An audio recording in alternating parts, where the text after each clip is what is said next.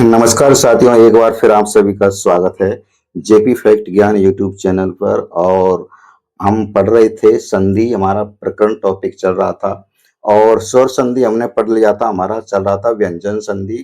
और आज हम पढ़ने जा रहे हैं लत्व संधि, जो कि ये लत्व संधि है, ये एक तरह का आपका व्यंजन संधि का ही क्या है, उपवेद है। तो चलिए ज्यादा देर न करते हुए इस लत्व संधि को समझते हैं। लत्व संधि का सूत्र दिया गया है तोरली। लत्व संधि का सूत्र क्या है? तोरली सूत्र है। और तोरली सूत्र क्या कहता है? ये कहता है कि तवर्गस्य लकारे परे पर सवर्ण, यानी तवर्गस्य लकारे परे पर सवर्ण। तोरली सूत्र क्या कहता है? तोरली सूत्र ये कहता है कि तवर्गस्य यानी तवर्गस्य माने तवर्ग के लकारे परे और लकार परे होने पर, यानी तवर्ग के लकार परे होने पर, क्या होने पर? लकार परे होने पर से वर्ण आदेश हो जाता है। यानी पर से वर्ण यानी जो लकार परे है तो क्या आदेश होगा? लाही आदेश होगा, यानी लकार आदेश होगा। तो तवर्गस्य तवर्गस्य लकारे परे पर से वर्ण, तोरली सूत्र का क्या अर्थ हुआ? यहाँ पर तोरली सूत्र का यही अर्थ हुआ कि तो का मतलब तवर्ग, तवर्ग का क्या हो जाता है? ली आदेश हो जाता है, यानी लकार परे होने पर से वर्ण यानी लकार आदेश होगा। किस सूत्र से होगा? तोरली सूत्र से। तो इस तरह से क्या है कि जो ये लत्व संधि है, लत्व संधि का नियम क्या है कि तवर्ग के परे यदि कोई लकार है, तवर्ग के परे कोई लकार है, तवर्ग में जो आपके 5 वर्ण आएंगे ता, था, दा, दाना, तवर्ग के समस्त वर्णों के बाद में, यानी तवर्ग के जितने भी वर्ण हैं उनके बाद में यदि आपका कोई लकार आता है तो क्या होगा? पर से वर्ण आदेश हो जाएगा। यानी आपका क्या पर से वर्ण परे लकार है तो लाही आदेश हो जाएगा। अब यहाँ पर लिखा है कि लकार के भेद। अब लकार कितने प्रकार के होते हैं? तो लकार जो होते हैं, ला जो होते हैं, वो 2 प्रकार के होते हैं। पहला होता है अनुनासिक और दूसरा होता है अनुनासिक। पहला क्या होता है? अनुनासिक। तो अनुनासिक लकार वह लकार होता है, अनुनासिक की परिभाषा वह है जो मुख और नासिका से जिन वर्णों का उच्चारण होता हो, मुख और नासिका से जिन वर्णों का उच्चारण होता हो उसे क्या कहते हैं? अनुनासिक कहते हैं। तो इसी प्रकार से जो लकार के भेद हैं वो 2 हैं, एक तो अनुनासिक और अनुनुनासिक। अनुनासिक लकार वह है जो मुख और नासिका से बोले जाने वाला वर्ण होता है, और अनुनुनासिक वह वर्ण है, वह लकार है जो केवल मुख से ही जिसका उच्चारण होता हो। तो अनुनासिक लकार की पहचान तो यही है कि ला के ऊपर क्या होती है? चंद्रबिंदी होती है। और अनुनासिक लकार की पहचान यही होती है कि इसके ऊपर चंद्रबिंदी नहीं होती है। तो इस तरह से लकार के 2 भेद हुए, अनुनासिक लकार और अनुनुनासिक लकार। इससे संबंध में भी कनेक बार प्रश्न पूछ सकते हैं। तो हम पढ़ रहे थे लत्व संधि। लत्व संधि मैंने जो सूत्र है उसने बताया कि तोरली, उसका सूत्र क्या है? तोरली सूत्र है। तो तोरली ये कहता है कि तवर्गस्य लकार, यानी तवर्ग के बाद में, तवर्गस्य यानी तवर्ग के बाद में लकार परे होने पर से वर्ण आदेश हो जाता है। क्या हो जाता है? पर से वर्ण आदेश हो जाता है। यानी तवर्ग का कोई भी वर्ण हो और उसके बाद में क्या हो? लकार हो, यानी ला वर्ण वाला क्या हो? पद हो कोई, तो उसका क्या हो जाता है? पर से वर्ण आदेश हो जाता है। उदाहरण में देखते हैं, यहाँ पर उदाहरण में लिखा है विपद। तो विपद जो लिखा है, विपद प्लस लीन, तो आगे क्या है? लकार है। आगे जो पर पद है, यानी जो पर पद, ये तो पूर्व पद है और ये क्या है? पर पद। तो पर पद के आदि में जो ला है, ये यहाँ में ला पर ला है, और इधर क्या है आपका? विपद, जो आपका पूर्व पद है उसके अंत में जो पद है वो कैसा है? दा है। और दा कोष किस वर्ग में आता है? आपका तवर्गस। तोरली सूत्र क्या कहता है कि तवर्गस लकारे, यानी तवर्ग का क्या है? दा है। तो अब यहाँ पर तोरली सूत्र लगेगा कि तवर्गस लकारे परे पर से वर्ण, यानी तवर्गस के कोई भी वर्ण आने पर और उसके परे लकार होने पर क्या आदेश हो जाता है? पर से वर्ण आदेश हो जाता है।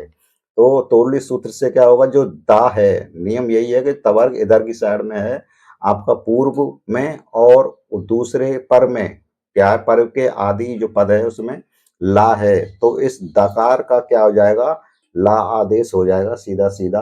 तोरली सूत्र यही कहता है कि जो आपका तवर्ग का कोई भी वर्ण हो इधर का, वो किस में बदल जाएगा, आपका आगे आने वाला जो पर लकार है, जो दूसरे पद में लकार है, उस ला में क्या है, तवर्ग बदल जाएगा। तो देखते हैं कि अब रूप क्या बनेगा, विपद प्लस लीन, तो रूप क्या बनेगा, दकार का लकार होगा किस सूत्र से, तोरली सूत्र से, तो विपलीन क्या हो जाएगा, विपल्लीन पद हो जाएगा, संधि युक्त पद क्या हो जाएगा, विपल्लीन। इसी तरह से उद प्लस लेख, तो उद, उद जो पूर्व पद का जो अंतिम पद है वो कैसा वर्ग है, तकार वर्ग है, यानी तकार वर्ग के अंतर्गत आने वाला पद है। और पर पद में यानी दूसरे पद में क्या, दूसरे पद के आदि में क्या है, लकार है। तो जहां पर तकार यानी तवर्ग का कोई वर्ण आए उसके बाद में यदि लकार आता है, तो तोरली सूत्र से तवर्ग के समस्त वर्ण जो होते हैं वो किस में बदल जाएंगे, लकार में, यानी परवर्ण में बदल जाएंगे। तो इसका भी रूप क्या बनेगा, उद प्लस लेख, इसका पूर्ण संधि युक्त पद क्या बनेगा आपका, उल्लेख, यानी जो दकार है वो किस में बदल जाएगा, आगे ला होने पर आपका तोरली सूत्र से दकार को लकार बना दिया जाएगा। तो क्या बनेगा, उल्लेख, उद प्लस लेख का संधि युक्त क्या बनेगा, उल्लेख। इसी तरह से आगे कुशान, कुशान है, और कुशान प्लस लू नाती, है ना। तोरली सूत्र क्या कहता है, यदि तवर्ग के बाद में कोई, तवर्ग के बाद में यदि लकार परे हो, तवर्ग के बाद में यानी तवर्ग का वर्ण है, अर्थात तवर्ग वर्ण के बाद में यदि कोई लकार वर्ण हो, तो क्या हो जाता है, पर से वर्ण आदेश हो जाता है, और पर से वर्ण में कौन सा, यानी दूसरा ही वर्ण उसी जैसा रूप बन जाएगा, यानी ला बन जाएगा। तो अब यहाँ पर कुशानु जो ना है ये किस वर्ग का है, ये आपके तवर्ग वर्ग का है।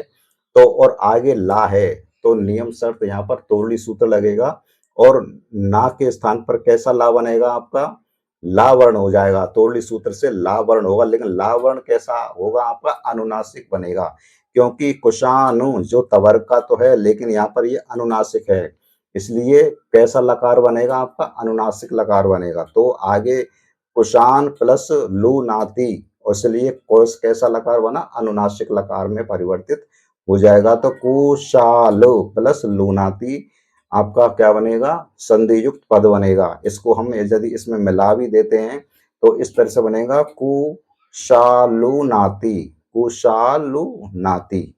इसी तरह से महान प्लस लाभ है, तो महान पद के अंत में क्या है, ना है और प्लस लाभ है, तो ना जो है वो तवर्ग का पंचम वर्ण है, तो इसलिए तोरली सूत्र से ना को क्या बनेगा आपका, लकार आदेश होगा, क्योंकि आगे क्या है, लकार ला है, तो ला है, और ना में कैस यानी लकार जो है वो किस कैसा बनेगा आपका, अनुनासिक वर्ण बनेगा।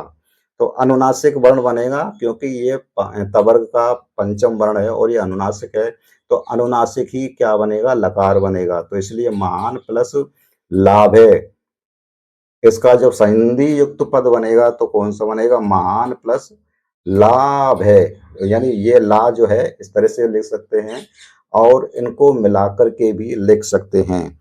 तो एक बार फिर से समझ लेते हैं, लत्व संधि, और जो लत्व संधि है ये व्यंजन का उपभेद है।